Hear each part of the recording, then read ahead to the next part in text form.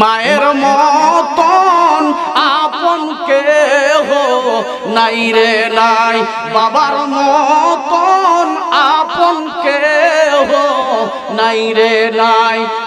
সন্তান যদি বিদেশে মারা যায়, বুকের মানিক বিদেশেতে যদি মারা যায়, সবার আগে আঘাত লাগে আমার কলিজায়, সবার আগে আঘাত লাগে আমার কলিজায়।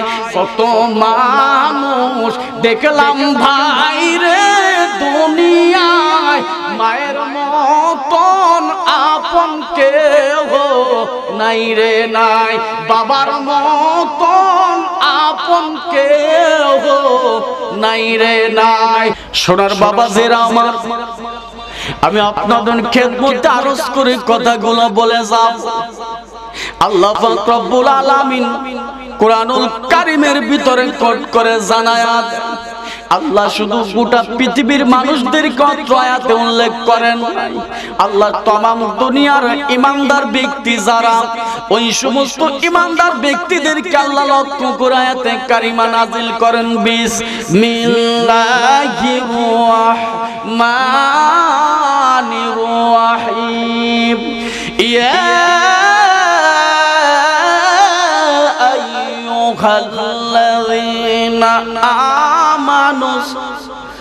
আমানু হাল আদুল্লুকুম আলা তিজারাতিন তুনফিকুম মিন আযাবিন আলীম। জোরে বলা যাবে নাকি একবার আল্লাহু আকবার। আল্লাহ পাক রব্বুল আলামিন আয়াতে কারিমায় আল্লাহ तमाम দুনিয়ার ঈমানদারদেরকে আল্লাহ লক্ষ্য করে বলে, আল্লাহ কিন্তু গোটা পৃথিবীর মানুষকে আল্লাহ ডাক দেন নাই। আল্লাহ অত্র আয়াতে ঈমানদার ব্যক্তিদেরকে আল্লাহ লক্ষ্য করে বলে দেন। আল্লাহ বলে দিয়েছেন, কেমন আছেন? আল্লাহ পাক রব্বুল আলামিন কোরআনুল কারীমের ভিতরে বলে দেন, হযরতে জিবরাইলকে নবী ডাক দিলেন, জিবরাইল তুমি লাউহে মাহফুজে চলে যাও, লাউহে মাহফুজ থেকে আয়াতে কারিমা নিয়া হে জিবরাইল তুমি মদিনার মাটিতে নবীজির কাছে আগমন করো। জোরে বলা যাবে নাকি একবার সুবহানাল্লাহ। হযরতে জিবরাইল আলাইহিস সালাম লাউহে মাহফুজ থেকে আয়াতে কারিমা নিয়া মদিনার মাটিতে যখন আগমন করলেন, আল্লাহ নবীকে সালাম দিলেন, আসসালামু আলাইকা ইয়া রাসূলুল্লাহ, আসসালামু আলাইকা ইয়া হাবিবাল্লাহ। নবী গো, এই মুহূর্তে একটি আয়াতে কারিমা নবী আপনার প্রতি আল্লাহ নাজিল করেছেন। আল্লাহ নবী বলতেছেন, ভাই জিবরাইল কি আয়াত আল্লাহ নাজিল করলেন? আল্লাহ পাক রব্বুল আলামিনের ফেরেশতা জিবরাইল বলছেন, নবী গো আমার আল্লাহ ঈমানদারদেরকে লক্ষ্য করে আল্লাহ বলে দিয়েছেন, আমি আল্লাহ কি ওই সমস্ত বান্দাদেরকে আমি আল্লাহ এমন একটি ব্যবসার কথা জমিনে শিখায়া দেব না, যেই ব্যবসাটা করলে ঈমানদার ব্যক্তিদের সম্পর্কে আল্লাহ ঘোষণা করতেছেন, আমি আল্লাহ পাক রব্বুল আলামিন এমন একটি ব্যবসার কথা কি বলে দেব না, যেই ব্যবসাটা বান্দা করলে জাহান্নামের যন্ত্রণাদায়ক শাস্তি থেকে বান্দা তুমি মুক্তি পাবে।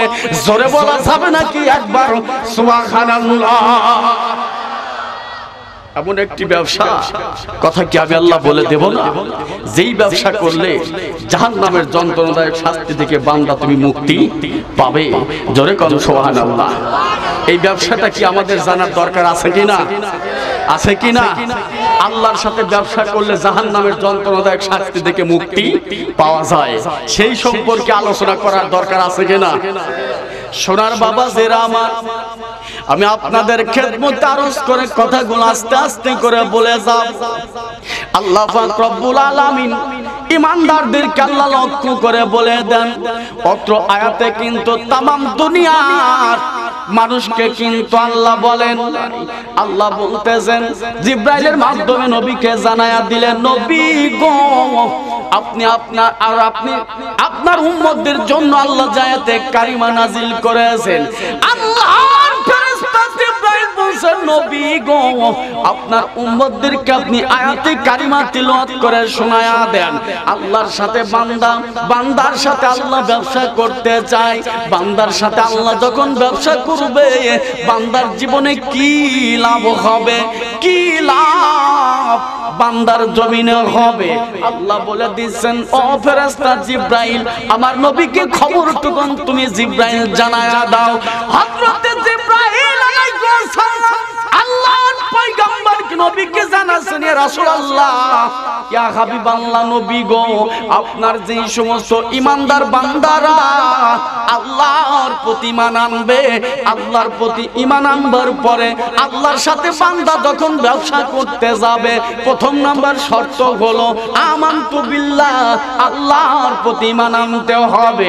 দ্বিতীয় হলো ওয়ামানার রাসূল আল্লাহ রাসূলের প্রতি ঈমান আনতে হবে। এরপর আল্লাহ বলতেছেন অতুযাহিদুনা ফি সাবিলিল্লাহ। জোরে বলা যাবে নাকি একবার আল্লাহু আকবার। এক নম্বর শর্ত হলো আল্লাহর প্রতি ঈমান আনতে হবে, দুই নম্বর হলো রাসূলের প্রতি ঈমান আনতে হবে। এরপর আল্লাহ বলতেছেন অতুযাহিদুনা ফি সাবিলিল্লাহ আল্লাহর রাস্তায় তোমাকে সংগ্রাম করতে হবে। জোরে করুন সুবহানাল্লাহ। সোনার বাবা জেরা আমার আল্লাহ কুরআনুল কারীমের ভিতরে কোট করে জানায়া দেন।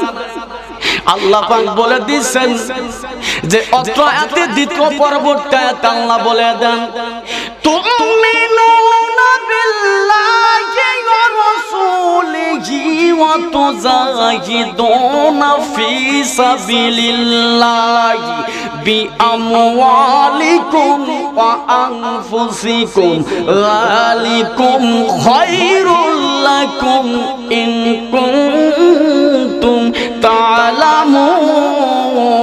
জোরে কোন আল্লাহু আকবার।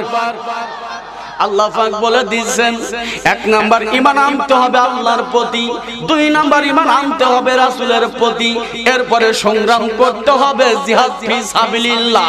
আল্লাহর রাস্তায় বান্দা যখন তুমি সংগ্রাম করবে, আল্লাহর রাস্তায় জিহাদ যখন করবে, আল্লাহ বলে দিয়েছেন বান্দা তুমি কি দ্বারা তুমি জিহাদ করবে, কি দ্বারা তুমি জিহাদ করবে। আল্লাহ বলে দিয়েছেন বি আমওয়ালিকুম ওয়া আনফুসিকুম। আল্লাহ বলে দিয়েছেন প্রথম নাম্বার আল্লাহ বলে দিয়েছেন বি আমওয়ালিকুম তোমাকে জানের জায়গায় যেখানে জানের প্রয়োজন সেখানে তোমাকে জান দিতে হবে, যেখানে মালের প্রয়োজন সেখানে তোমাকে মাল দিতে হবে। জান এবং মালের বিনিময় আল্লাহ পাক রব্বুল আলামিন বলতেছেন আমি আল্লাহ বান্দার কাছে আমার জান্নাত বিক্রি করলাম। জোরে বলা যাবে নাকি একবার সুবহানাল্লাহ। জান এবং মালের বিনিময় আমি আমার বান্দার কাছে জান্নাত বিক্রি করলাম। জোরে করুন সুবহানাল্লাহ। এই সূরাতুস সফের ভিতরে আল্লাহ পাক রব্বুল আলামিন এই কথাটি আল্লাহ তার উম্মতদেরকে রাসূলের উম্মতদেরকে বলে দিলেন। জোরে করুন সুবহানাল্লাহ।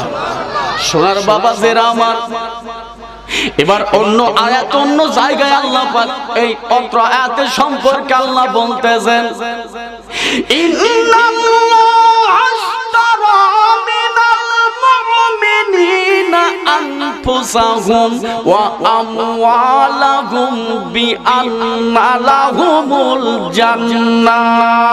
জোরে বলা যাবে নাকি একবার আল্লাহু আকবার। আল্লাহ পাক রব্বুল আলামিন অত্র আয়াতে সূরাতুত তাওবার ভিতরে আল্লাহ পাক রব্বুল আলামিন 111 নম্বর আয়াতে বলতেছেন আমি আল্লাহ পাক রব্বুল আলামিন বান্দার কাছ থেকে জান এবং মাল আমি আল্লাহ খরিদ করে নিলাম। ইন্নাল্লাহা আশতারা নিশ্চয় যারা আমি আল্লাহর রাস্তায় যেই সমস্ত মুমিন বান্দারা মিনাল মুমিনিনা যেই সমস্ত মুমিন বান্দারা আমি আল্লাহর রাস্তায় তার জান এবং মালটা দিয়া দিবে, মুমিন বান্দারা জান এবং মালের বিনিময় আমি আল্লাহ পাক রব্বুল আলামিন তার কাছে জান্নাত বিক্রি করে দিলাম। জোরে বলা যাবে নাকি একবার সুবহানাল্লাহ। আল্লাহ বলতেছেন মুমিন বান্দার কাছ থেকে আমার জান, বান্দার জান এবং মাল আমি খরিদ করলাম, বিনিময়ে আমার জান্নাত বান্দার কাছে বিক্রি করলাম। জোরে কোন সুবহানাল্লাহ। এই কথা কার? আর একটু জোরে বলুন, আর একটু জোরে বলুন। আল্লাহর ওয়াদা কখনোই মিথ্যা হতে পারে। সোনার বাবা জেরা আমার, এই আয়াতের দুটির উপরে বিশ্লেষণ করে আমি কথা বলে যাব। সোনার বাবা জিরা আমার, অর্ধজাহানের প্রেসিডেন্ট ছিলেন হযরত ওমর, অর্ধ পৃথিবী করিত শাসন, ধোলার তক্তে বসি খেজুরের পাতার প্রাসাদ তাহার, বারবার যেত খুশি। জোরে কান মারহাবা। অর্ধজাহানের প্রেসিডেন্ট হযরতে ওমর, যে ওমর এরকম বাংলাদেশের মতো ৯৮টি দেশ মিলে অর্ধজাহানের প্রেসিডেন্ট ছিলেন হযরতে ওমর। জোরে কোন সুবহানাল্লাহ। সেই উমার যখন অর্ধজাহানের প্রেসিডেন্ট, সেই উমারের কিন্তু বাড়িতে খেজুরের পাতার প্রাসাদ, খেজুরের পাতার ছাউনি, বেড়া। জোরে কোন সুবহানাল্লাহ। আর আমাদের দেশের যদি একটা এলাকার যদি একটা চেয়ারম্যান যদি হয়, তার বাড়ির দিকে তাকাইলে বোঝা যায়, কথা ঠিক কিনা? আলিশান বাড়ি। কিন্তু অর্ধজাহানের প্রেসিডেন্ট ওমর, উমারের বাড়ির দিকে তাকালে একটি খেজুরের পাতার প্রাসাদ তাহার, খেজুরের পাতার প্রাসাদ তাহার, বারবার যেত খুশি। জোরে কোন সুবহানাল্লাহ। সোনার বাবা জেরা আমার, সেই ওমর ফারুক রাদিয়াল্লাহু তাআলা আল্লাহ রাসূল জিজ্ঞাসা করলেন মসজিদে নববীতে, ওমর তুমি তোমার নবীকে জীবনে কেমন ভালোবাসো? ঈশা নামাজ পড়তে নবী জিজ্ঞাসা করলেন, উমার তোমার নবীকে তুমি জীবনে কেমন ভালোবাসো? হযরতে ওমর বলতেছেন, নবী গো, আবার জানের চাইতে মাল দ্বারা নবী আপনাকে জীবনে ভালোবাসি। আল্লাহর নবী বলতেছেন, উমার এখনো পর্যন্ত তুমি পরিপূর্ণ মুসলমান তুমি হতে পারো নাই। জোরে বলা যাবে নাকি একবার মারহাবা? হে ওমর, এখনো পর্যন্ত পরিপূর্ণ মুসলমান তুমি হও নাই। সোনার বাবা জেরা আমার, আল্লাহ নবী মসজিদে নববী থেকে চলে গেলেন তার হুজরার ভিতরে। আল্লাহ নবীর সাহাবী হযরত ওমর, যেই ওমর চলে গেলেন বাজান বাড়ির দিকে, বাড়িতে যায় যখন ওমর বিছানায় যখন পিঠ লাগায়, ওমর দু চোখের পানি ছেড়ে কাঁদেন। নবী বলল, কি রে? নবী বলল, কি? আমি ওমর এখনো পর্যন্ত মুসলমান পরিপূর্ণ হতে পারি নাই। হযরত ওমর ফারুক বিছানার উপরে সারাটা রাত ধরে কাঁদেন, সারাটা রাত ওমর কাঁদেন। নবী বলল, কি এখনো পর্যন্ত পরিপূর্ণ ঈমানদার হতে পারি নাই? যখন সারাটা রাত বিছানায় তিনি শুয়ে গেছে, বিছানায় ওমরের কিন্তু বাজান ঘুম ধরে না। হযরতে ওমর তখন কি করলেন? সারা রাত ভরে তিনি কান্না করতেছেন, তার দাড়ি মুবারক বেয়ে পানি পড়ে বুকটা ভিজা যায়। আল্লাহর নবীর সাহাবী হযরতে বিলাল যখন মসজিদে নববীতে যখন ফজর নামাজের আযান দিলেন, আসসালাতু খায়রুম মিনান নাওম,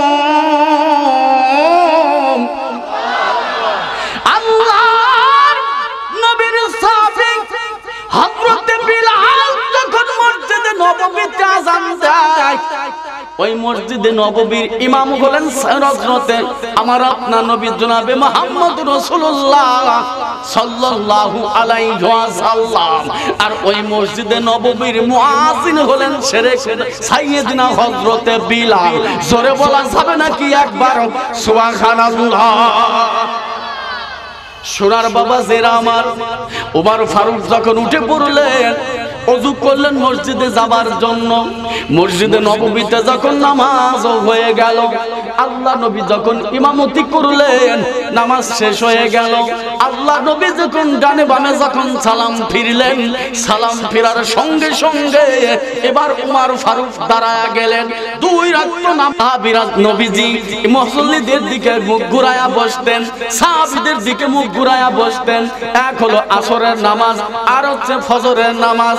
এই দুই ওয়াক্ত নামাজকে যখন ঘুরে বসতেন, আল্লাহ নবী বলতেছেন, দেখতে পেলেন উমর নবীজির সম্মুখে দু চোখের পানি ছেড়ে কাঁদেন। আল্লাহ নবী জিজ্ঞাসা করতেছেন, বেটা উমর তুমি কেন কাঁদো? আল্লাহ নবী বলতেছেন, যখন বললেন, উমর বলতেছেন, নবী গো আমি উমর সারাটা রাত বিছানায় ঘুমাইতে পারি নাই, আমি উমর সারাটা রাত বিছানায় ঘুম ধরে নাই, আমি উমর দু চোখের পানি ছেড়ে কেঁদেছি। আল্লাহ নবী বলছে, উমর তুমি কেন কাঁদলে? আল্লাহ নবীর সাহাবী উমর বলতেছেন, নবী গো ও গো নবী, আমি উমর এই মুহূর্ত থেকে কথা দিলাম, এই মদিনার মসজিদে নববীতে আমি উমর এখন থেকে নবী আপনাকে জান এবং মাল উভয় দ্বারা নবী ভালোবাসি। জোরে বলা যাবে নাকি একবার সুবহানাল্লাহ? এখন থেকে আমি উমর আমার জান এবং মাল উভয় দ্বারা আপনাকে ভালোবাসি। আল্লাহ নবী বলছেন, উমর এখনই পর্যন্ত তুমি পরিপূর্ণ মুসলমান হলে। জোরে করেন সুবহানাল্লাহ।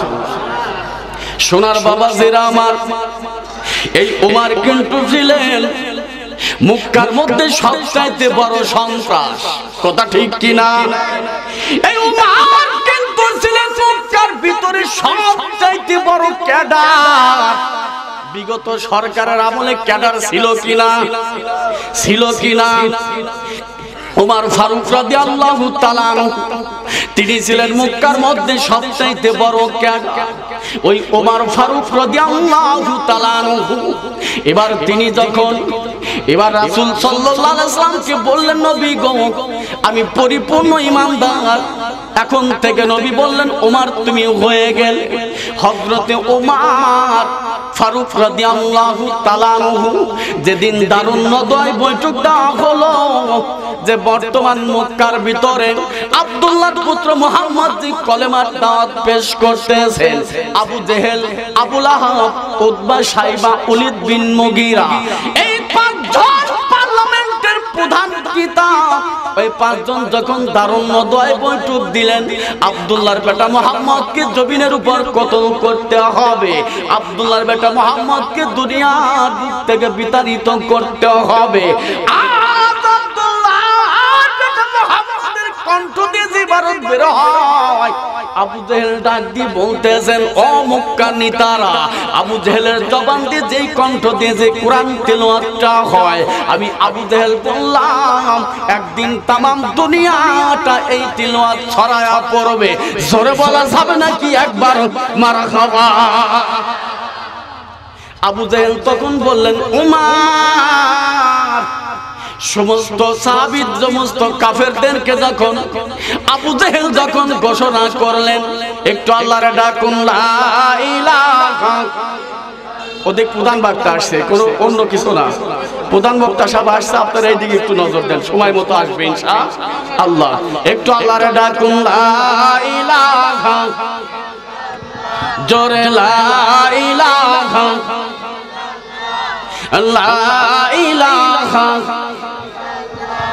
লা ইলাহা ইল্লাল্লাহু মুহাম্মাদুর রাসূলুল্লাহ সাল্লাল্লাহু আলাইহি ওয়াসাল্লাম।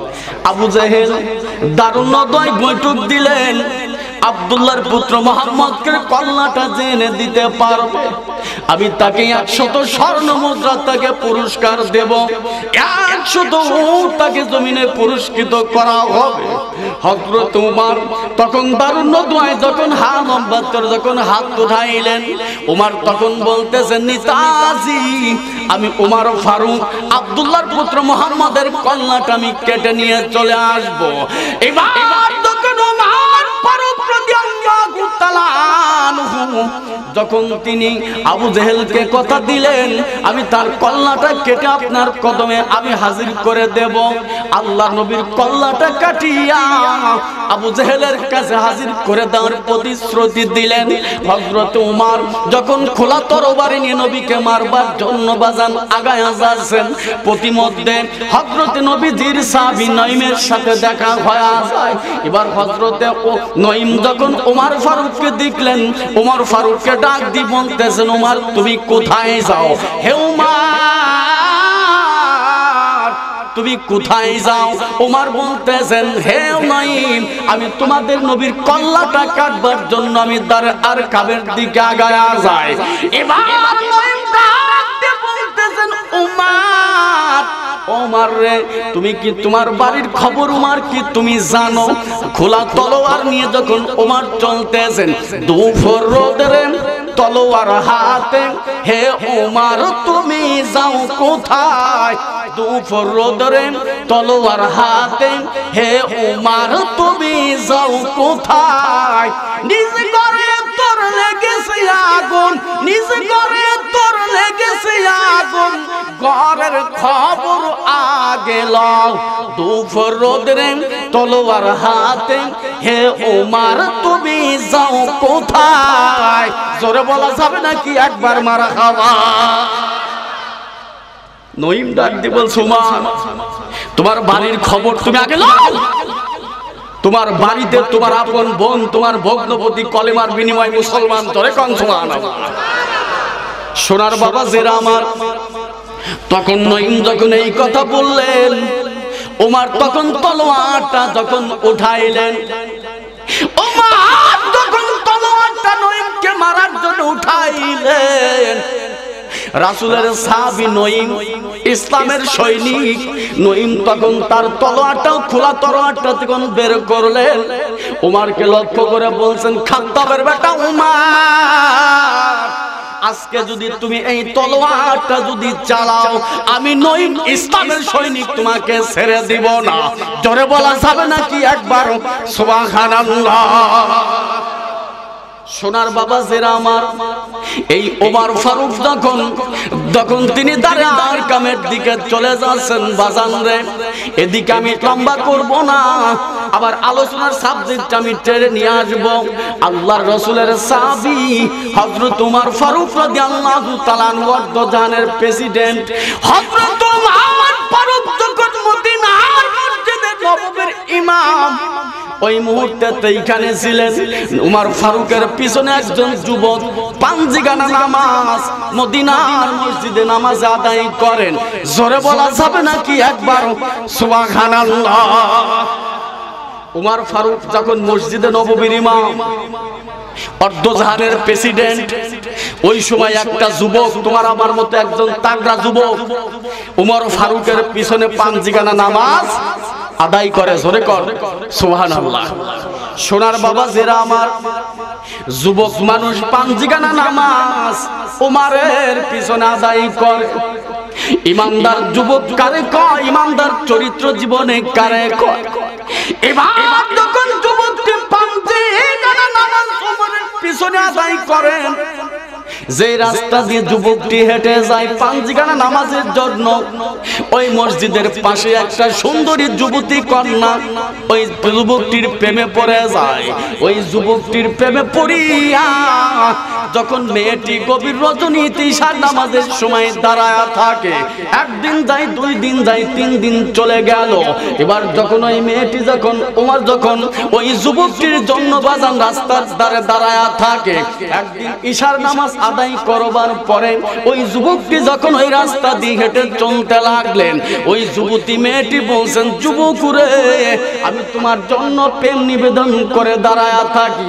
হে যুবক, তুমি কি আমার দিকে একটু তাকায় দেখো না? তুমি যদি আমার দিকে যদি নজর করে তাকাও, আমার এই সুন্দর দেহটা আমি তোমার সামনে বিলায়া দেব। জোরে বলা যাবে নাকি একবার নাউজুবিল্লাহ।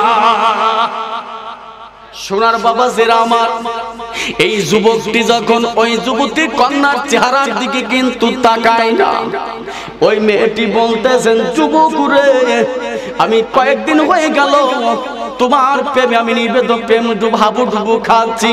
ও যুবক তুমি আমার দিকে কেন তাকাও না? একটা বার যদি তুমি আমার দিকে নজর করে তাকাও, আমার এই দেহটা আমি তোমাকে বিনা টাকায় বিলায়া দেব। জোরে কন্যা নাউজুবিল্লাহ। সোনার বাবা জেরা আমার ওই যুবকটি ওই কন্যাটির দিকে কিন্তু বাজান তাকায় না। এই আলোচনাটুকু আমি শেষ মুহূর্তে করে যাব। ওই যুবকটির চরিত্র কেমন ছিল, ওই যুবকটির শেষ পরিণত কি হয়ে গেল। ও মুসলমান, আমি আপনাদের খেদমতে আরজ করে কথা বলে যাব। আল্লাহর নবীর সাহাবী ওমর যখন মারার জন্য বাজান চলে গেলেন, যখন দারে আর কাবের দিকে যখন যাচ্ছেন, নঈম বলতেছেন ওমর রে, তোমার বাড়ির খবর ওমর তুমি আগে লও। হযরত ওমর তখন বলতেছেন নঈম তুমি কি বলবা? নঈম বলতেছেন তোমার আপন বোন আর বোন জামাতা ইসলাম জীবনে গ্রহণ করেছে। জোরে বলা যাবে নাকি একবার সুবহানাল্লাহ? তোমার বাড়ির খবর আগে লও। তোমার আপন বোন আর বোন জামাতা রাসূলের হাতে হাত রেখে মুসলমান। ধরে কর সুবহানাল্লাহ। সোনার বাবা জেরা আমার উমর চলে গেলেন বোনের বাড়িতে।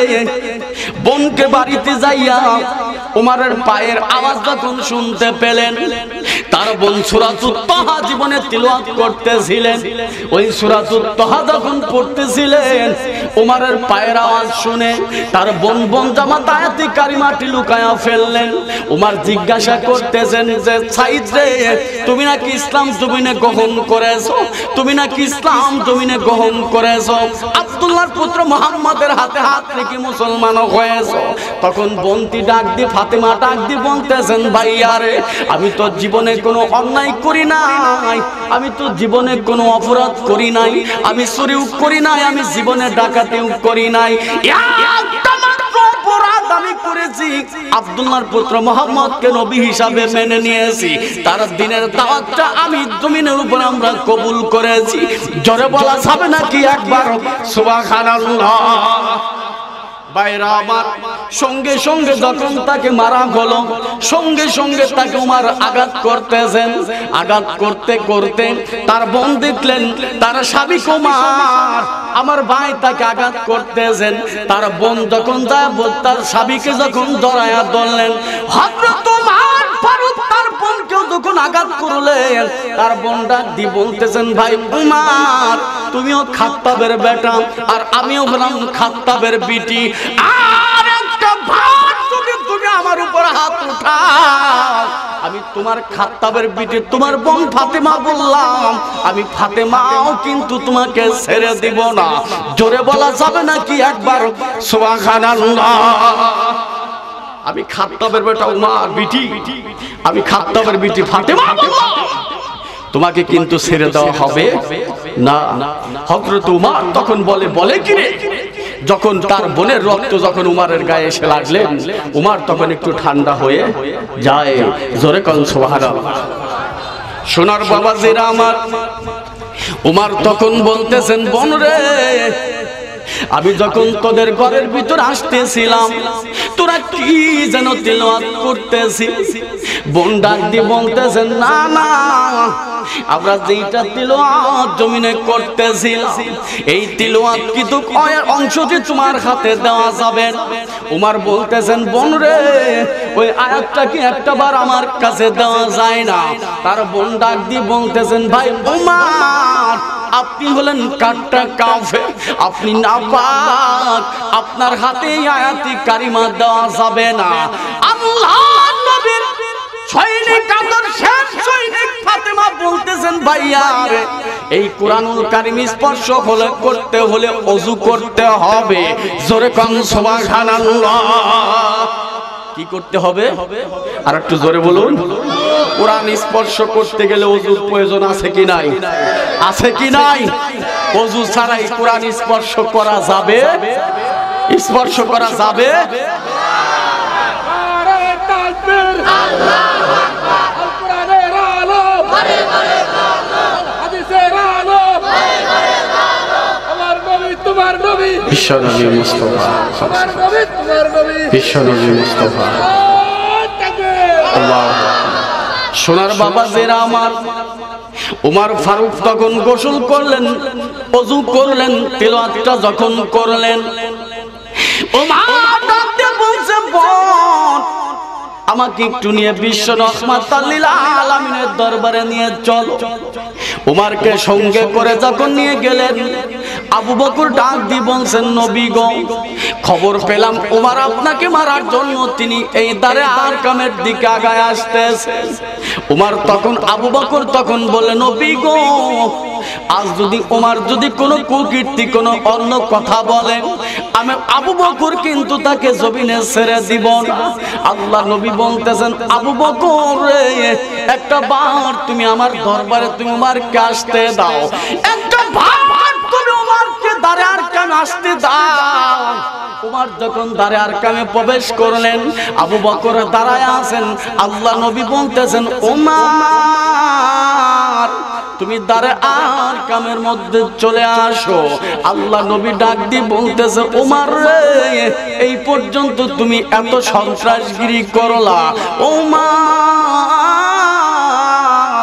একটা বার উমর তুমি থামতে পারো না, একটা বার উমর কি তুমি থামতে পারো না?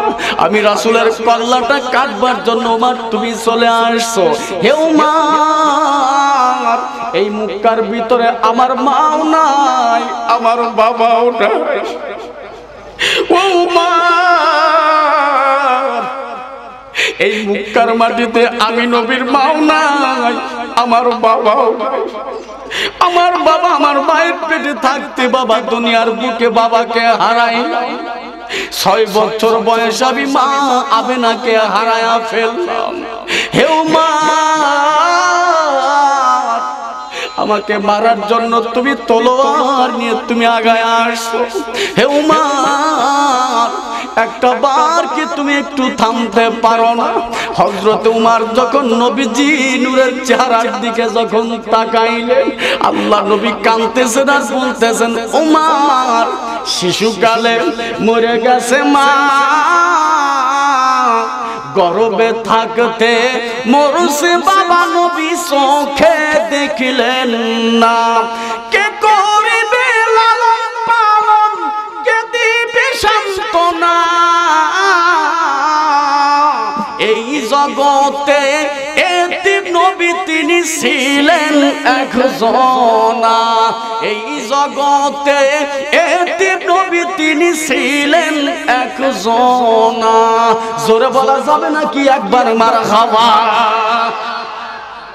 সোনার বাবা জিরা আমার, হযরত উমরকে লক্ষ্য করে বলছেন, উমর তুমি কি একটু থামবে না? উমর নবীজির চেহারার দিকে যখন নজর করলেন, উমর নুরানি চেহারার দিকে যখন নবীজির দিকে যখন তাকায়, উমরের তলোয়ারটা থর থর করে বাজান কাঁপতে থাকে। আল্লাহ নবী দোয়া করেছিলেন, আল্লাহুম্মা আইজিল ইসলাম আও বিউর ইবনে খাত্তাব আও বিউর ইবনে হিশাম। আল্লাহ নবী দোয়া করতেছেন, আল্লাহ এই মক্কা এবং মদিনা নগরীতে, মক্কা নগরীতে হয় খাত্তাবের বেটা উমর আর নইলে হিসাবের বেটা উমর, এই দুই উমরের এক উমরকে আল্লাহ তুমি ইসলামের মধ্যে কবুল করে নাও। জোরে বলা যাবে নাকি একবার মারহাবা? আল্লাহ খাত্তাবের বেটা উমরের শানে দোয়াটা কবুল করলেন। জোরে কোন সুবহানাল্লাহ। আল্লাহর রাসূল দোয়া কখনোই নবীর দোয়া ফিরায়া দেওয়া হয় না। খাত্তাবের বেটা উমরের শানে আল্লাহ দোয়াটা কবুল করলেন। জোরে কোন সুবহানাল্লাহ। সোনার বাবা জেরা আমার, এই খাত্তাবের বেটা উমর যখন আল্লাহ রাসূলের হাতে হাত রেখে মুসলমান হয়ে গেলেন, মুসলমান হবার পরে উমর ফারুক বলতেছেন, নবী গো আপনি নামাজ আদায় করেন কোথায়? নবী বলতেছেন, উমর আমি নামাজ আদায় করি দারে আরকামের ভিতরে। উমর ডাক দিয়ে বলছেন, নবী গো আজকের পর থেকে আর কোনো গোপনে আর নামাজও হবে না। আজকে আমি উমর ঘোষণা করলাম, আরে দারে আরকামের ভিতরে নামাজ হবে না, আজকের থেকে প্রকাশ্যে খানায় কাবার ভিতরে নামাজ হবে। জোরে বলা যাবে নাকি একবার মারহাবা? লিল্লাহি তাকবীর। আজকের পর থেকে আমি উমার কথা দিলাম, আজকের পর থেকে নবী গোপনে নামাজ হবে না, আপনি কাবার সম্মুখে চলে যান। আল্লাহ নবী বলতেছেন, উমার আমরা সংখ্যালঘু, আমরা যদি এই মুহূর্তে কাবার সম্মুখে যদি নামাজ আদায় করি তাহলে কাফের বেঈমানেরা আমাদেরকে মেরে ফেলবেন। উমার ডাক দিয়ে বলতেছেন, নবী গো আপনি কি জানেন না এখন কে ইসলাম গ্রহণ করেছে?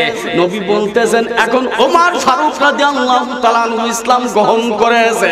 ওমর ডাক দিয়ে বলছেন, নবী গো আমি ওমরের সামনে স্লোগান দেব, নারায়ে তাকবীর, আপনারা পিছন থেকে আল্লাহু আকবার বলে বের হয়ে আসবেন।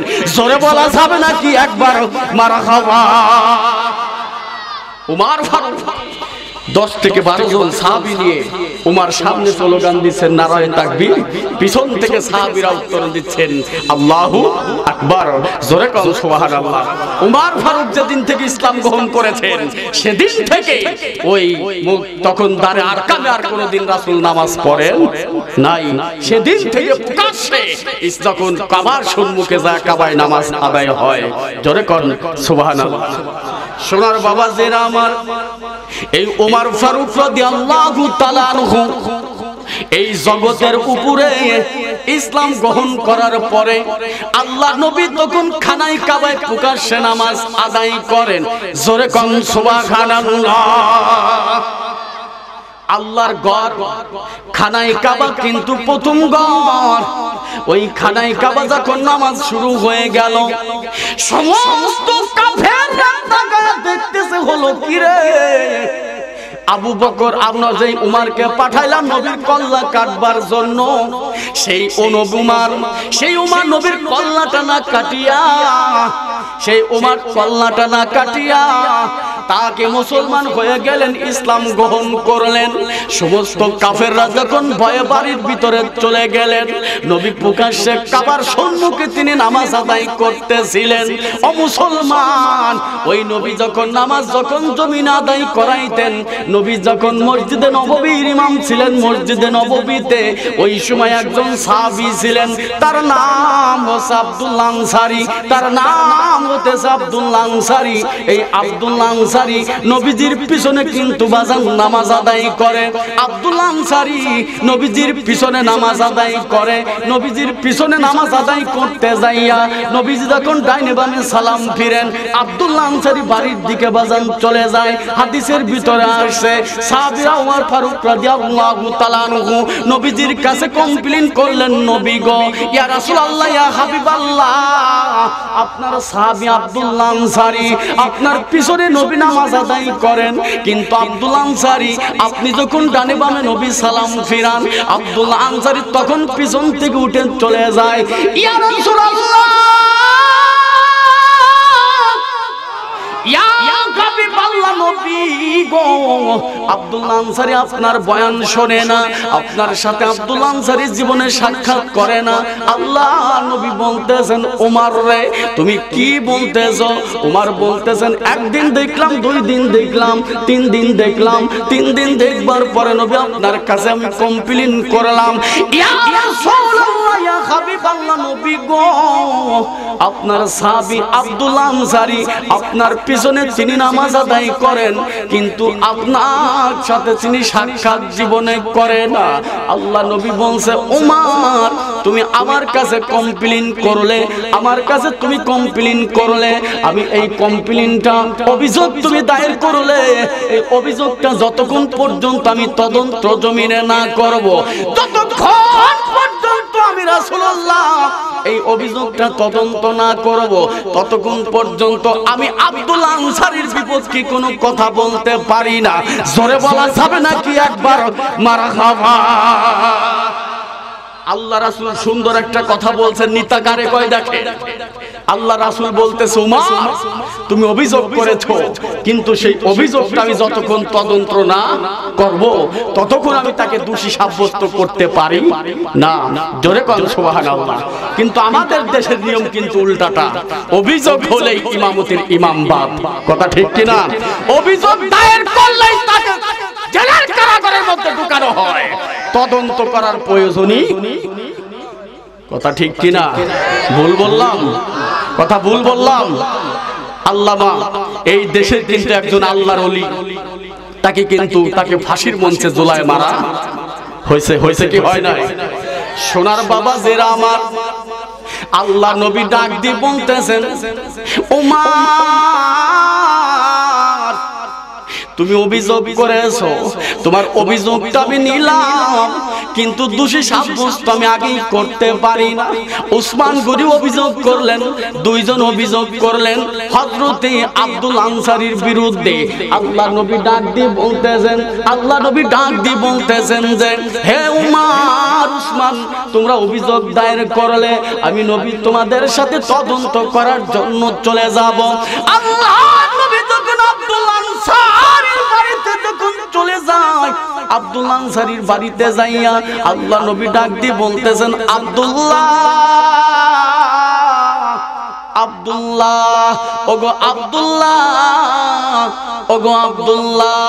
আব্দুল্লাহর বাড়ির ভিতর থেকে কোনো ডাকের আওয়াজ আসে না। একবার নয়, দুইবার নয়, আল্লাহ নবী তিনবার করে যখন ডাক দিলেন, আল্লাহ নবীর সাহাবী উমর বলতেছেন, নবী গো, আপনার সাহাবী বড় বেয়াদব হয়ে গেছে। আপনি নবী আপনাকে ডাক দেন, কিন্তু আপনার সাহাবী আপনার ডাকে তো সাড়া দেয় না। আল্লাহ নবী বলতেছেন, উমর তুমি একটু অপেক্ষা করো, উমর তুমি একটু অপেক্ষা করো। আল্লাহ নবী ডাক দিয়েছেন, আব্দুল্লাহ, ও আমার আব্দুল্লাহ, ও আমার আব্দুল্লাহ, তুমি বাড়িতে আসো কিনা? আব্দুল্লাহ বাড়ির ভিতর থেকে কোনো আওয়াজ দেয় না। আল্লাহ নবীকে লক্ষ্য করে উমর বলতেছেন, নবী গো, আপনার সাহাবী আব্দুল্লাহ আনসারী কিন্তু ডাকে সাড়া দেয় না, আব্দুল্লাহ আনসারী কিন্তু ডাকে সাড়া দেয় না। আল্লাহ নবী বলতেছেন, উমর, আমি নবীর মন বলে আব্দুল্লাহ আনসারী বোধহয় বিছানায় তিনি ঘুমায়া গেছে, আব্দুল্লাহ আনসারী বোধহয় বিছানায় ঘুমায়া গেছে। উমর ফারুক বলতেছে, নবী এত তাড়াতাড়ি তো আব্দুল্লাহ আনসারী বিছানায় ঘুমানোর কথা নয়, জোরে বলা যাবে নাকি একবার সুবহানাল্লাহ? ইয়া রাসূলুল্লাহ, এত সকালেই তো, এত তাড়াতাড়ি তো এই মুহূর্তে মসজিদে নববী থেকে বের হলেন, এত তাড়াতাড়ি বিছানায় ঘুমানোর কথা নয়। আল্লাহ নবী বলছেন, তাহলে হয়তো কোথাও চলে গেছেন। আল্লাহ নবী যখন এই কথা বললেন, আবু বকর, উমর, ওসমানকে সঙ্গে করে নবী যখন চলে যেতে লাগলেন, আল্লাহ নবীর পিছন থেকে তখন আব্দুল আনসারী এসে বলতেছেন, লাব্বাইকা ইয়া রাসূলুল্লাহ, লাব্বাইকা ইয়া হাবিবাল্লাহ, নবী গো, আমি অদমের বাড়িতে আপনি আসছিলেন, কিন্তু আসবার পরে নবী আপনি কেন চলে যান? আল্লাহ নবী ডাক দিয়ে বলতেছেন, আব্দুল্লাহ, আমি তোমাকে একটা বার নয়, দুটি বার নয়, আমি তোমাকে তিনটি বার করে নাম ধরে ডাক দিয়েছি। আব্দুল্লাহ, তুমি কেন আমার ডাকে তুমি সাড়া দিলা না? কেন তুমি আমার ডাকে তুমি সাড়া দিলা না? আব্দুল আনসারী বলতেছেন, নবী গো, আপনি যখন, আমি আব্দুল আনসারীকে যখন ডাক দিলেন, ইয়া রাসূলুল্লাহ, ইয়া হাবিবাল্লাহ, আমার বাড়ির ঘরের ভিতরে একটি গর্ত খনন করা আছে, ওই গর্ত খনন করার ভিতরে আমার বিবি যখন এই কাপড়টা পরিধান করে, এই যে আমি একটা মাত্র কাপড় পরিধান করেছি, ইয়া রাসূলুল্লাহ, ইয়া হাবিবাল্লাহ, নবী গো, এই একটা কাপড় ব্যতীত আমাদের স্বামী স্ত্রীর জীবনে আর কোনো কাপড় নাই। আমাদের জীবনে একটা মাত্র কাপড় ব্যতীত কোনো কাপড় নাই। ইয়া রাসূলুল্লাহ, ইয়া হাবিবাল্লাহ, যে কাপড়টা পরে আপনি আপনার দরবারে হাজির হব। আল্লাহ নবী বলতেছে, ওমর, তুমি আব্দুল আনসারীর বিরুদ্ধে তুমি অভিযোগ দায়ের করলে, আজ আব্দুল আনসারী কি বলে? আব্দুল আনসারী বলতেছেন, নবী গো, বেয়াদবি জীবন আপনি মাফ করবেন। আপনি যখন আমাকে নাম ধরে ডাক দিলেন, আমি এমন একটা অবস্থায় ছিলাম, নবী গো, আমি আপনার ডাকে আমি সাড়া দিতে পারি নাই। আল্লাহ নবী বলছো, আব্দুল্লাহ, তুমি কি অবস্থায় ছিলে? আব্দুল্লাহ আনসারী বলতেছেন, নবী গো, আমি এই কাপড়টা পরিধান ছাড়া আমার বিবিকে আমি কাপড়টা পরতে দিয়েছিলাম। এই কাপড়টা পরিয়া আমার বিবি নামাজ আদায় করতেছিলেন, আর আমি আব্দুল্লাহ আনসারী গর্তের ভিতরে ছিলাম। ইয়া রাসূলুল্লাহ, আমি আপনার ডাকে সাড়া দিতে পারি নাই। আল্লাহ নবী বলতেছেন, আব্দুল্লাহ, তুমি কি করুন ঘটনা তুমি শোনাইলা, কি করুন ঘটনা তুমি জমিনে শোনাইলা? আব্দুল্লাহ আনসারী বলছেন, নবী গো, আমার বিরুদ্ধে আপনার কাছে অভিযোগ দায়ের, আপনার পিছনে নামাজ আদায় করি, কিন্তু আমি রাসূলুল্লাহ আপনার সাথে সাক্ষাৎ করতে পারি না। আমি রাসূলুল্লাহ, ইয়া রাসূলুল্লাহ, আমি আপনার সাথে সাক্ষাৎ করতে পারি না। এই যে আমাদের স্বামী স্ত্রীর জীবনে একটা মাত্র কাপড়, যখন মসজিদে নববীতে বিলাল আযান দেয়, আযান দেওয়ার সঙ্গে সঙ্গে আমি নামাজের জন্য চলে আসি। নবী গো, আমার স্ত্রীকে ওই গর্তের মধ্যে আমি তাকে নামায়া দেই, ওই কাপড়টি পরিধান করে আমি আব্দুল্লাহ আনসারী নববীতে আসি, নবী আপনার পিছনে নামাজ আদায় করতে আসি। আল্লাহ নবী বলতেছেন, ওমর, আমার আব্দুল্লাহ আনসারীর দৃশ্যটা কি তুমি তাকায়া দেখো না? আমার আব্দুল্লাহ আনসারীর দৃশ্যটা কি তুমি তাকায়া দেখো না? আব্দুল্লাহ আনসারী কি জন্য আমার সাথে সাক্ষাৎ করতে পারে না? ওমর তখন বলতেছেন, নবী গো, আপনার সাহাবী আব্দুল্লাহ তো কোনদিন আমাদেরকে দৃশ্যটি বলে নাই। এই করুণ ঘটনা কোনদিন তো আপনার সাহাবী আমাদেরকে বলল না। আল্লাহ রাসূলের সাহাবী আব্দুল্লাহ আনসারীও কাঁদেন, নবীও দু চোখের পানি ছেড়ে কাঁদেন। হযরতে ওমর ফারুকও কিন্তু কাঁদেন, হযরতে ওসমান জিন্নুরাইনও বাজান কাঁদেন। আল্লাহ নবী বলতেছেন, আব্দুল্লাহ, তুমি জীবনে এত কষ্টের মধ্যে তুমি জীবন কাটাও, কোনদিন তুমি নবীর কাছে তুমি কথাগুলো বললে না। আল্লাহ নবী যখন এই কথা বললেন, তখন আব্দুল্লাহ আনসারী বলতেছেন, নবী গো, আপনার জবান দিয়ে আমি শুনেছি আপনি বলেছেন কিয়ামতের মাঠ যেদিন শুরু হয়ে যাবে, হাসরের ময়দান যখন শুরু হয়ে যাবে, সমস্ত ধনীদের সম্পদের হিসাব দিতে দিতেই নিরীহ গরিব মানুষগুলা 500 বছর আগে আল্লাহর জান্নাতে চলে যাবে।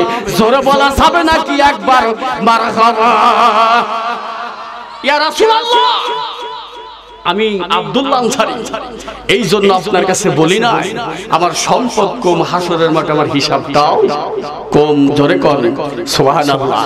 সোনার বাবাজিরা, আব্দুল্লাহ আনসারী তখন এই কথাটি যখন বললেন, আব্দুল্লাহ আনসারী কবার সঙ্গে সঙ্গে আল্লাহ নবী বলতেছেন, ও আমার সাহাবী উসমান, ও আমার সাহাবী ওমর, তোমরা যে অভিযোগটি জমিনে দায়ের করেছিলে, এখন সর্বসাকুল্য মিলে তোমরা কি বলতেছো? ওমর ফারুক ডাকতে বলতেছেন, নবী গো, এই জমিনের উপরে আমরা না বুঝ অভিযোগ করেছিলাম, আব্দুল্লাহ আনসারীর বিরুদ্ধে অভিযোগটা আমরা উইথড্র করে নিলাম। জোরে বলা যাবে নাকি একবার সুবহানাল্লাহ? সোনার মুসলমান বাবাজিরা, আল্লাহ নবী হলেন রাহমাতাল লিল আলামিন, ওয়া মা আরসালনাকা ইল্লা রাহমাতাল লিল আলামিন। আল্লাহ নবী যখন বলছেন, উসমান রে, ও আবু বকর, তোমরা উসমান ওমর তোমরা অভিযোগ করেছিলে, অভিযোগ যখন দায়ের উইথড্র করা হলো, হযরত ওমর ফারুক আবার বলতেছেন, নবী গো, আরেকটি দৃশ্য আমি তাকায়া দেখলাম, আরেকটি দৃশ্য আমি তাকায়া দেখলাম, আব্দুল্লাহ আনসারীর বাড়ির ভিতরে যখন দেখলাম একটি খুঁটির সঙ্গে দুটি সন্তানকে খুঁটির সঙ্গে রশি দ্বারা বাঁধা। আল্লাহ নবী বলতেছেন, ও আব্দুল্লাহ, আবার কি কথা ওমর বলতেছে? আল্লাহ নবী বলতেছেন, আব্দুল্লাহ, এ কি কথা বলতেছে? আব্দুল্লাহ আনসারী বলতেছেন, নবী গো, ওই দৃশ্যটা যদি আপনি একটু দেখবার চান, তাহলে আমি আব্দুল্লাহ আনসারীর বাড়ির ভিতরে যেতে হবে। জোরে বলা যাবে নাকি একবার সুবহানাল্লাহ? সোনার বাবা জেরা আমার ওমর ফারুক যখন আল্লাহ নবী বলতেছেন আব্দুল্লাহ আনসারী চলো তোমার বাড়ির ভিতরে আমরা চলে যাই, বাড়ির ভিতরে যখন বাজান চলে গেলেন হযরত আব্দুল্লাহ আনসারীর বাড়ির উপরের দিকে যখন নবীজি নজর করে তাকাইলেন আল্লাহ নবী বলতেছেন ইয়া রাসূলুল্লাহ ইয়া হাবিবাল্লাহ আপনি একটু উপরের দিকে নজরটা তাকান। আল্লাহ নবী নজর করে দেখতেছেন আব্দুল্লাহ আনসারীর বাড়ির উপরে একটা নয় দুটি খেজুর গাছ হেলান দিয়ে চলে আসছে। জোরে বলা যাবে নাকি একবার সুবহানাল্লাহ। আল্লাহ নবী বলতেছেন, আল্লাহ নবী তখন বলতেছেন আব্দুল্লাহ রে ওই খেজুর গাছ দুটো কি তোমার নয়, ওই খেজুর গাছ দুটো কি তোমার নয়? আব্দুল্লাহ আনসারী বলতেছেন নবী গো এই খেজুর গাছ দুটো হলো একজন ইহুদি কাফেরের। জোরে কর নাউজুবিল্লাহ। একজন ইহুদি কাফেরের। আল্লাহ নবী বলতেছেন এই ইহুদি কাফেরের গাছ তোমার বাড়ির আঙ্গিনায়। আব্দুল্লাহ আনসারী বলতেছেন নবী গো আপনার আমার ছোট্ট ছোট্ট দুটি সন্তান যখন ওই খেজুর গাছ থেকে খেজুর পাকা খেজুরগুলো পড়ে আবার ছোট্ট ছোট্ট দুটি সন্তান ওই খেজুর গাছগুলো উঠায় মুখের মধ্যে দেয়, ওই মুখের ভিতর থেকে কোথা থেকে যেন ইহুদি দৌড়ায় আসে ওই আমার সন্তানের মুখের মধ্যে আঙ্গুল ঢুকায়া দিয়ে ওই খুরমা খেজুর গুলো বের করে নেয়। জোরে করেন সুবহানাল্লাহ। সোনার বাবা জিরা আমার আমি আপনাদের খেদমতে বেশি সময় বিরক্ত করব না। এবার আল্লাহ নবী বলতেছেন আব্দুল্লাহ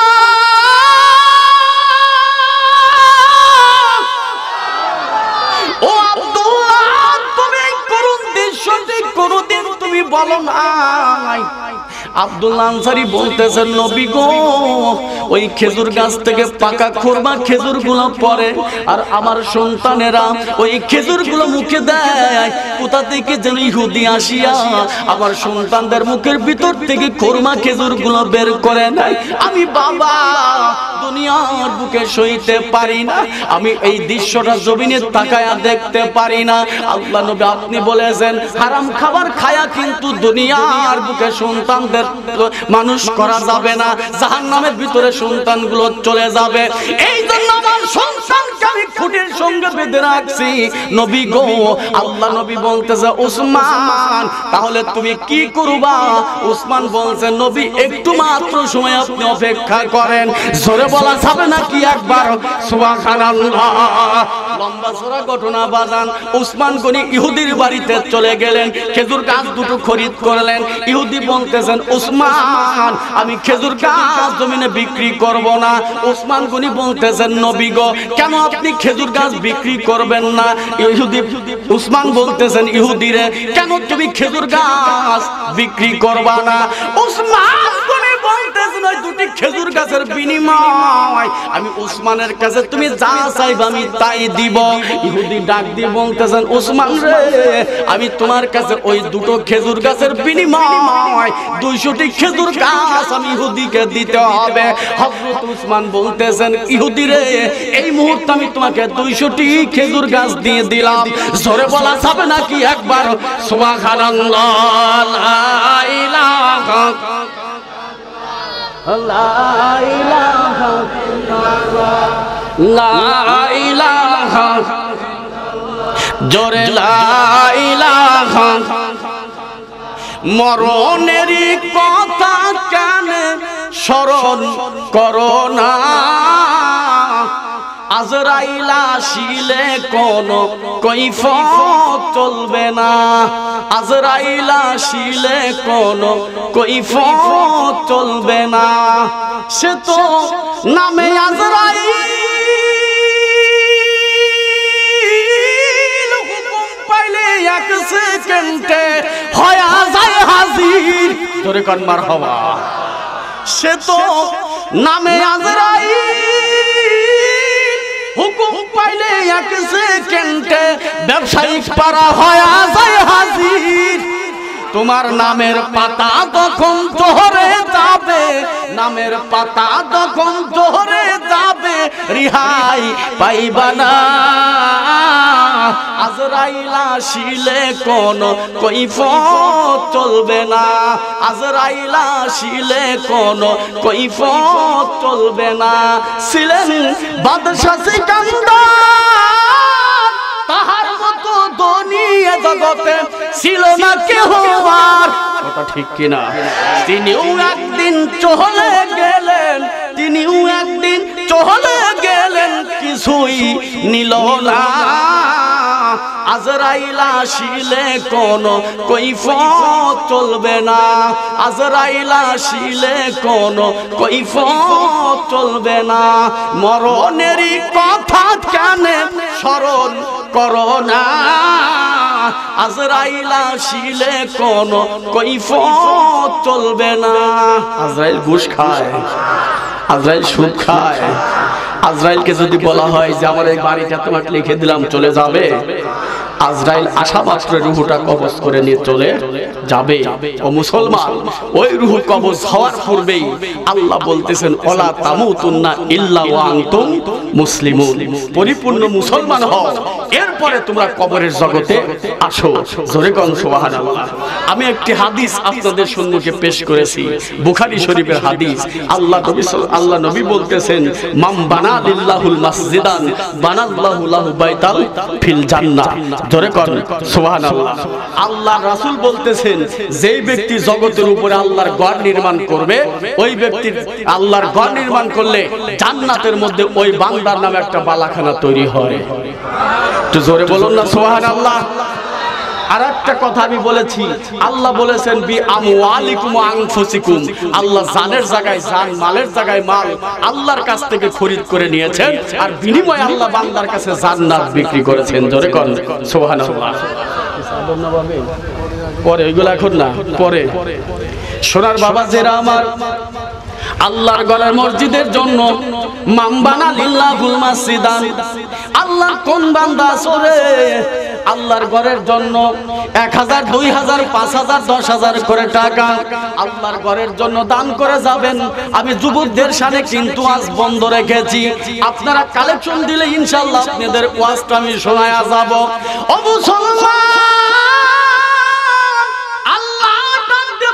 বান্দা সুম্মা ইলাইনা তুরজাউন, একদিন আমি আল্লাহর কাছে তোমাকে ফিরে আসতেই যাওয়া লাগবে কি লাগবে না? এই জন্য কোন বান্দা আছেন আল্লাহর ঘরের জন্য বেঁচে থাকতে সদকায়ে জারি করে যান। এই দান যদি আপনি করে যান, এই দানের বদলতে আল্লাহ কিন্তু আপনার জন্য জান্নাতের মধ্যে বালাখানা তৈরি করে দিবে। হযরত উসমান গনি যেমন সাহাবী আব্দুল আনসারীর জন্য খরিদ করলেন, ওই ব্যক্তির মতো কোন বান্দা আছেন আল্লাহর ঘরের জন্য 1000 2000 5000 করে টাকা আল্লাহর ঘরের জন্য দান করে যাবেন। আল্লাহ বলতেছেন ওই দানের বিনিময়ে আমার জান্নাত বান্দার কাছে বিক্রি করে দিলাম। জোরে কোন সুবহানাল্লাহ। আল্লাহর জান্নাত যদি খরিদ করতে যান, ও মুসলমান, মা গেছে কবরে, বাবাও কিন্তু গেছে কবরে, বাবা মা মুখের দিকে তাকায় আছে, আমার কোন সন্তানটি জমিনের উপরে, আমার কোন সন্তান জমিনের উপরে দান করবে, ওই দানের বদলতে আল্লাহ জীবনের গুনাহগুলো maaf করে দিবে, বা জীবনের গুনাহগুলো maaf করে দিবে। কোন বান্দা আছেন আল্লাহর ঘরের জন্য? আলহামদুলিল্লাহ, লিল্লাহে তাকবীর, লিল্লাহে তাকবীর। প্রথম দান আজমত পরামানিক আল্লাহ তাআলা 500 টাকা দান করেছে, দান কবুল করো আল্লাহ, তুমি বরকত দাও। মুজিবর পরামানিক লিল্লাহে তাকবীর। মুজিবর পরামানিক 520 খানা টাকা দান করেছে, আল্লাহ দান কবুল করে নাও। দিয়ে দন বোঝে মন কেড়ে নিতে কতক্ষণ, নদীর একুল বাইঙায় অকুল করেন, এই তো নদীর খেলা। সকাল বেলার ধনীরে তুই ফকির সন্ধ্যা বেলা। জোরে কোন মারহাবা। আব্দুল কাদের 500 টাকা দান করেছে, দান কবুল করে নাও আল্লাহ, তুমি বরকত দাও আল্লাহ, তুমি আসমানের বেলা আসমানে ওঠাও। লিল্লাহে তাকবীর, লিল্লাহে তাকবীর। শফিকুল ইসলাম 1000 টাকা, জোরে কোন মারহাবা, আর জোরে কোন মারহাবা। আব্দুর রউফ 1000 টাকা, জোরে কোন জিন্দাবাদ, আর জোরে কোন জিন্দাবাদ। আরো একজন 200 টাকা, জোরে কোন মারহাবা। আল্লাহ তুমি দান কবুল করে নাও আল্লাহ, তুমি জানে মালে বরকত দাও। ও মাওলা, তোমার বান্দারা আল্লাহ 1000 2000 500 করে টাকা দান করে, আল্লাহ তুমি দান কবুল করে নাও আল্লাহুম্মা আমিন। লিল্লাহে তাকবীর। কৃষি অফিসার কে যেন নাম আনিসুর রহমান 500 টাকা জোরে কান মারহাবা আরো জোরে কান মারহাবা আল্লাহর কোন বান্দা আছেন আল্লাহর ঘরের জন্য মেহেরবানি করে দান করে যাবেন আল্লাহর ঘরের জন্য যদি দান করা হয় এই দান কিন্তু আগুনেও পুড়বে না পানিতেও কিন্তু ডুববে না দানকারীর মা বাপকে আল্লাহ সুখে রাখো কবরে নূরের টুপি মাথায় দিয়া আল্লাহ উঠাবেন রোজ হাসরে আসুন কোন আব্দুল কাদের পরমাণিক আব্দুল কাদের লিল্লাহে তাকবীর লিল্লাহে তাকবীর আব্দুল কাদের 2000 টাকা জোরে কান মারহাবা কি নাম আমিন হোসেন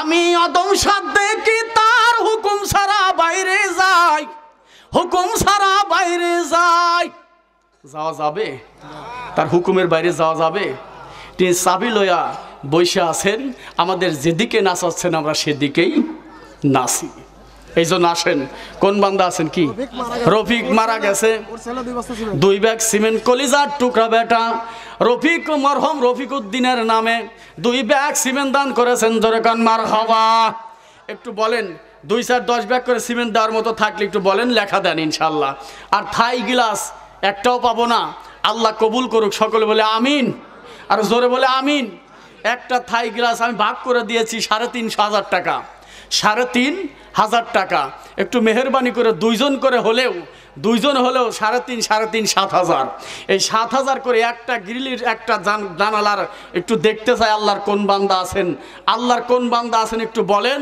যে আমি প্রথম 1 নাম্বার 3,500 টাকা দিলাম থাইয়ের জন্য নগদে আলহামদুলিল্লাহ জোরে কান মারহাবা আল্লাহ কবুল করুক সকল বলে আমিন কি যেন নামটা ভুলে গেলাম আব্দুল কুদ্দুস অত্র মাহফিলের সভাপতি আব্দুল কুদ্দুস তিনি একটা থাই 3.5 না 7 কোনটার 3.5 জোরে কান মারহাবা আর একটু বাড়াই দেন যেহেতু একটা দিছেন এটাও আর একটু পুরাই দেন না একটা ফুলি দিক নাকি হ্যাঁ দিছেন ইনশাল্লাহ হ্যাঁ আর একটা পুরো দিক আপনাদের দাবি তাই না আর একটা গ্রিলের জানলার থাই গ্লাস পুরাই দিক নাই 7,000 লাগবে হ্যাঁ কি বাবাজি ইনশাল্লাহ নাকি লিল্লাহে তাকবীর লিল্লাহে তাকবীর জনাব আব্দুল কুদ্দুস সাহেব একটি থাই গ্লাস জোরে কান মারহাবা আহারে আব্বা নাই কবরে চলে হাত তুলে আল্লাহুম্মা আমিন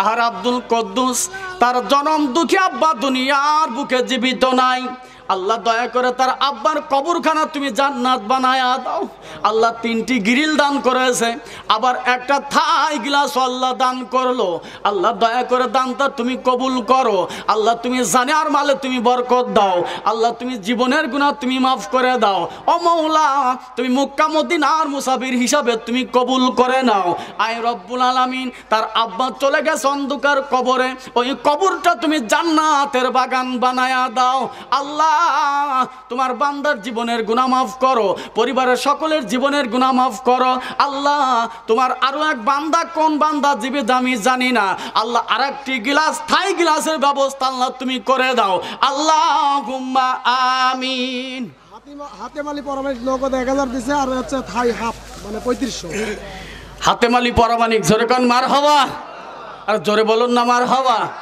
হাতেম আলী পরামানিক 1,000 টাকা নগদ আরো 3,500 মানে হাফ থাই গ্লাস জোরে কান মারহাবা তাহলে মোট কত হলো 3.5 আর 1 4.5 ভাই ওই 500 টাকার বাকি রাখেন না ওই পুরো ওই 500 টাকা পুরো দেবে লিল্লাহে তাকবীর কি যেন নাম হাতেম আলী লিল্লাহে তাকবীর হাতেম আলী নগদে 1,000 আরো 4,000 টাকা বাকিতে আল্লাহ থাই গ্লাসের জন্য দান করে আল্লাহ তুমি হাত তুলে আল্লাহুম্মা আমিন আল্লাহ দানকারীর মা বাপকে আল্লাহ সুখে রাখো কবরে নূরের টুপি মাথায় দিয়ে আল্লাহ উঠাবেন রোজ হাসরে, হাতে মালি নাম, আল্লাহ করে গেল বাপের বেটার কাম, আয় আল্লাহ তাআলা থাই গ্লাস করে গেল দান, আয় রব্বুল আলামিন 4,000 টাকা আর নগদে 1,000 5,000 টাকা দান করলো। আল্লাহ দয়া করে দান কবুল করে নাও, হাতেম ভাইয়ের জীবনের গুনাহ তুমি মাফ করে দাও, আয় আল্লাহ তাআলা তার পরিবারের সকলের জীবনের গুনাহ মাফ করে দাও। আল্লাহ ওই পরিবার থেকে যারা কবরে, ওই কবরগুলো তুমি জান্নাতের বাগান বানায়া দাও। আল্লাহ গো জানি না আল্লাহ বাকি আর কোন বান্দার দোয়া আল্লাহ তুমি থাই গিলাস কবুল করবা, আল্লাহ তুমি ভালো জানো, আল্লাহ তুমি ব্যবস্থা করে দাও। আল্লাহুম্মা আমিন। লা ইলাহা লিল্লাহি তাকবীর। মুতাহার পরামানিক 3 ব্যাগ সিমেন্টের টাকা নগদ, জোরে কন্যা মারহাবা। মুতাহার পরামানিকের দান কবুল করো, সকলে বলে আমিন। আর জোরে বলে আমিন। আল্লাহ তুমি কবুল করো। আল্লাহ 3 ব্যাগ সিমেন্ট দান করেছে মুতাহার পরামানিক, আল্লাহ তার পরিবারের সকলের গুনাহ মাফ করে দাও, সকলে বলে আমিন। বালা মুসিবত থাকলে দূর করে দাও। আল্লাহ রাসূল বলেছেন দান করিলে বালা মুসিবত দূর হয়, দান করিলে আপনার সংসারে আপনার পরিবারে বালা থাকলে দূর হয়ে যাবে ইনশাআল্লাহ। আসুন আল্লাহর কোন বান্দা আছেন আমি দেখবো ইনশাআল্লাহ। আলহামদুলিল্লাহ একজন 50 টাকা দান করেছে, আল্লাহ দান কবুল করো, সকলে বলে আমিন। আর কেউ নাই? এতগুলা মানুষ কেউ নাই? ডাক্তার আবুল হোসেন, লিল্লাহে তাকবীর, লিল্লাহে তাকবীর। ডাক্তার আবুল হোসেন, জোরে কান মারহাবা। আর একটু আস্তে কন মারহাবা। সামিয়ানা ছিঁড়ে গেলে আমি জরিমানা দিয়ে যাব, সমস্যা নাই। সামিয়ানা ছিঁড়ে গেলে আমি জরিমানা দিয়ে যাব, কথা